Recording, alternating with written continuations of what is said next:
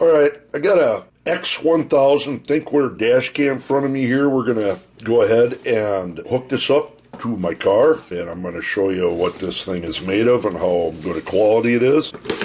So, I'm not going to talk too much about it now, but it looks to be very compact.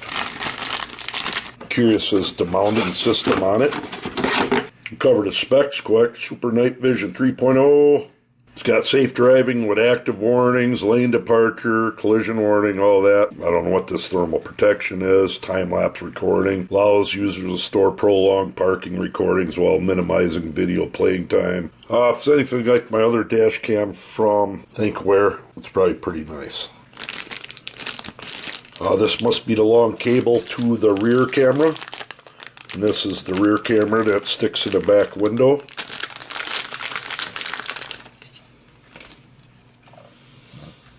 Very small and compact. This is a different way to mount. Oh, I know what this is. It's for the wiring. Comes with a SD card, which is nice. 32 gig SDHC. And this is the mounting bracket. It sticks to the window. At first, I didn't like this on the other one, but I actually works quite well. It's never coming off. It's a pain to get off, but you can remove it. Then you got another spare sticker. And this here is the power supply to the backup camera, main camera. Oh, we got to hardwire it. We're going to get this going. Why you want to hardwire it is so you have your active warnings and stuff and it doesn't shut off. We're going to get it installed and I'm going to show you the footage and then we'll talk about it a little. All right, before I take you inside and show you some of the features on that camera, I just want to show you this backlight. That's what you'll see coming out the back end of it when it's on. And on the front end, you can turn it on and off. It's got a flashing light, or a breathing light, or off. I guess what that is just a deterrent for people to know that you have a camera hooked up. Now, before we get started, here's the camera mounted. And it doesn't take up a lot of space. Everything's plugged in. I have a GPS, which you can see up there. It's all tucked in. All the wiring runs through my headliner along here and down. Same within the back. I'll show you that in a minute. But very rigid hookup. I'm very impressed with that. The back camera is right there. Hooked in. It's a little bit older car with the headliner, but it was easy to hook up and it's out of the way. Right now I have it in parking mode. I'm going to open a door and shut it. And that would be somebody touching the car or banging on it. It's pretty sensitive. You can adjust that. But I'm going to go ahead and turn it on to auto mode. It'll have power to the camera.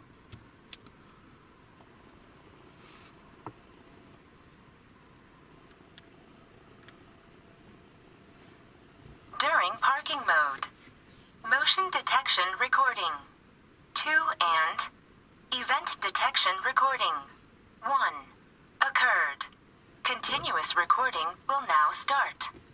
GPS connected. Okay, that's with no lights on anywhere. And it's picking up my window on that. But you can see right here, I'm running 12.1 volts. You can adjust that. You can shut your recording off or not. If I were to touch it, that's the back camera, back to there. Now I'm going to hit home, and I want to do is quick go through these features. Going into settings, you got your camera settings. You can turn your brightness and that on the rear. For this is just the display. Hit back, record settings, continuous sensitivity.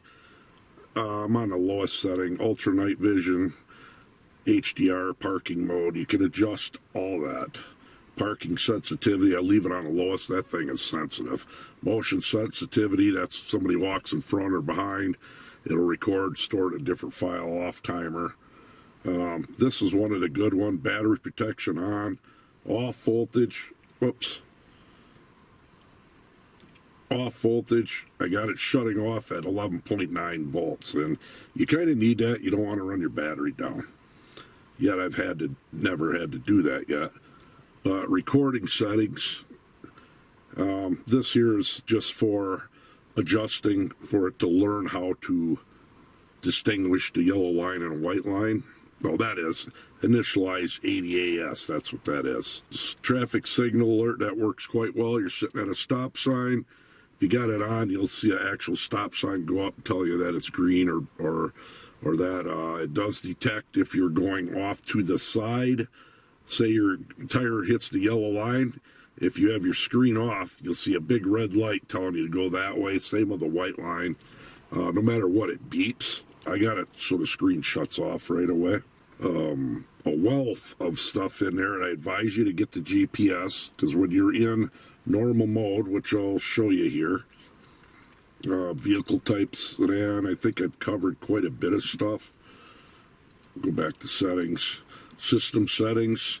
You can adjust everything there. Touchscreen is very fluid, works quite well, actually real well. And we're going to go back to live view. GPS, I don't know if it's on yet or not. I think it is, but it shows you your speed, your date, and your volts, and you can shut that off. Really like this camera. It's been running in this car for over a month now. Absolutely no hiccups at all on this thing. You can go back and play settings. I think file list. Here's where all them are. Say continuous. I went home tonight after work. Let's try 6:31 p.m. I'm at work right now.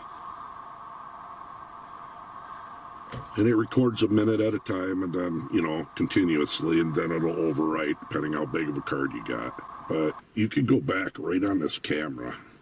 Now, if we're to go back to settings, record settings, wait a minute, no, it'll be system settings. You can allow whatever you want for, under memory, not record settings.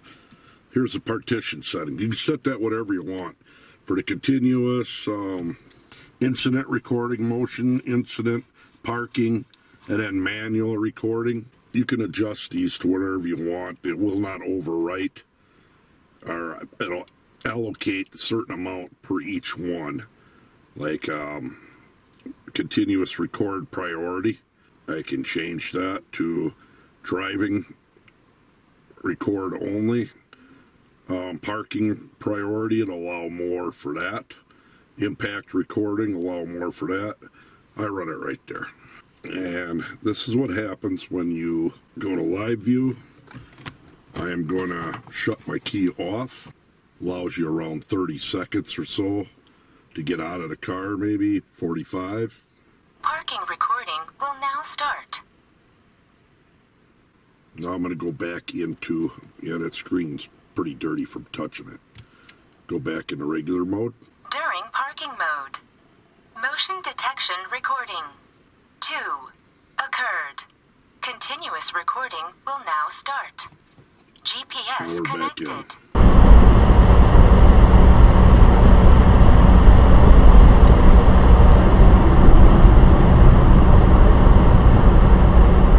Right, but that's...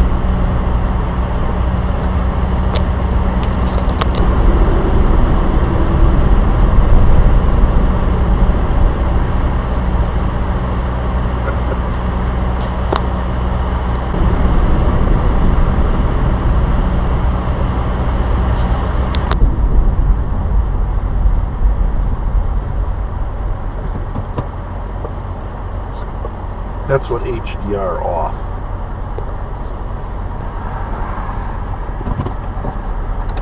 This is what HDR on.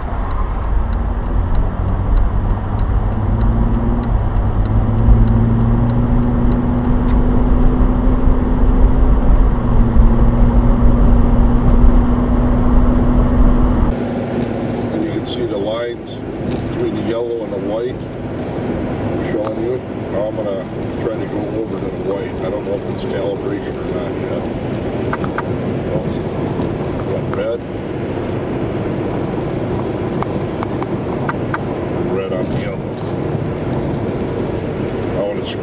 off, a big red line will come in and let you know that you're going over.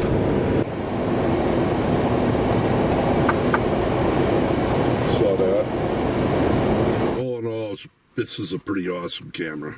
No problems with it at all. Alright, I ended up removing this out of the car that I had it in. I ran this for literally a couple months. I really enjoy this dash cam.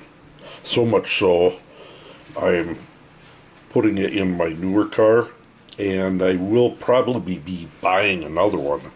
Now, one thing I want to cover real quick before I go here is the yellow wire is the one you connect to power all the time. This one you connect to your keyed switch so it shuts on and off, which is the red one, and the black is the negative.